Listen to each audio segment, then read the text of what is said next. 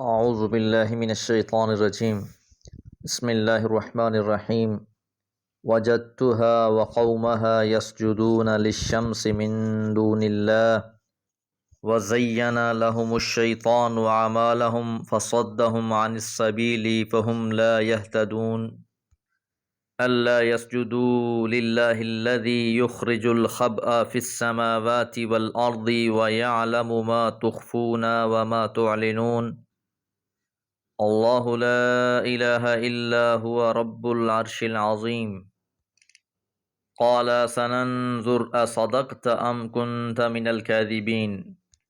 سورہ نمل آیات 24 سے 27۔ پچھلی آیات میں ہم نے یہ بات جانی کہ حضرت سلیمان علیہ السلام نے جب ہدہد کو غیر موجود پایا تو آپ نے فرمایا کہ میں اسے سخت سزا دوں گا یا میں اسے ذبح کر دوں گا، یا یہ کہ وہ کوئی واضح عذر میرے سامنے پیش کرے۔ کچھ ہی دیر گزری کہ ہدہد حاضر ہوا اور کہا کہ میرے پاس قوم سبا کی ایک یقینی خبر ہے کہ ان پر ایک خاتون حکمرانی کر رہی ہے اور اسے ہر قسم کی فراوانی دی گئی ہے اور اس کا ایک بہت بڑا عرش ہے۔ آگے بھی ہدہد کا کلام جاری ہے۔ مزید کہا وجدتها وقومها، اور میں نے پایا ہے اس ملکہ کو اور اس کی قوم کو، یسجدون، وہ سجدہ کرتے ہیں، للشمس، سورج کو، من دون اللہ، اللہ کے سوا۔ یہاں یہ بات سمجھ لیں کہ انس اور جن کے علاوہ اللہ کی تمام مخلوقات صرف ایک اللہ وحدہ لا شریک کی عبادت کرتی ہیں۔ انسانوں اور جنوں میں بھی بہت سے صرف اللہ وحدہ لا شریک کی عبادت کرتے ہیں اور ان میں سے بہت سے شرک میں مبتلا رہتے ہیں۔ ہدہد کے لیے بھی یہ بات بڑی عجیب تھی۔ ایک طرف تو اللہ تعالیٰ نے ان پر اتنے انعامات کر رکھے تھے، اور دوسری طرف اس قوم کی حالت یہ تھی کہ یہ اللہ کو چھوڑ کر سورج کی پرستش کر رہے تھے۔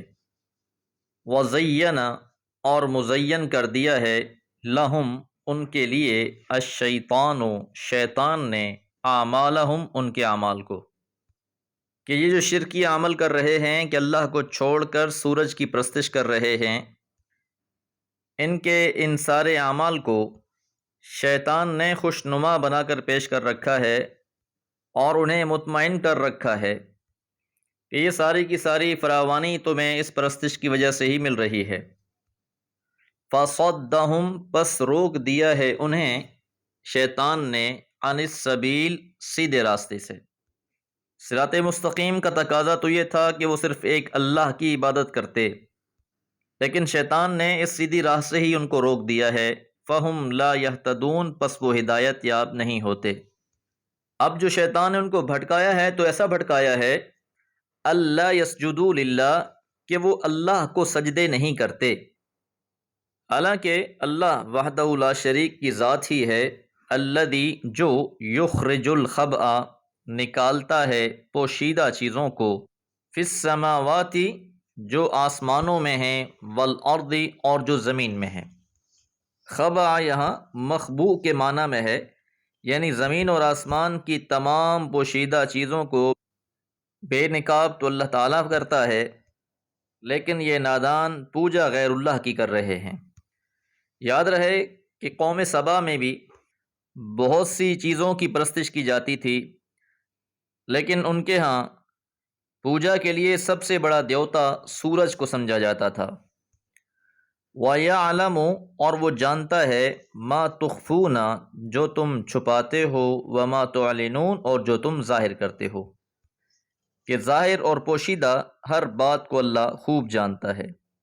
جو زمین کے اندر خزانے ہیں، جو زمین سے باہر آتے ہیں، درخت نباتات اگتے ہیں، چشمے پھوٹتے ہیں، غرض ہر چیز جو ظاہر ہے یا باطن ہے، ہر چیز کو اللہ خوب جانتا ہے۔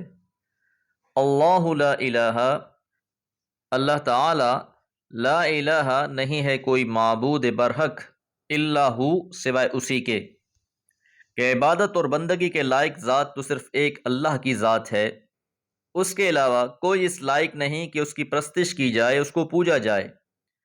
ہوا رب العرش العظیم، اور وہ عرش عظیم کا رب ہے۔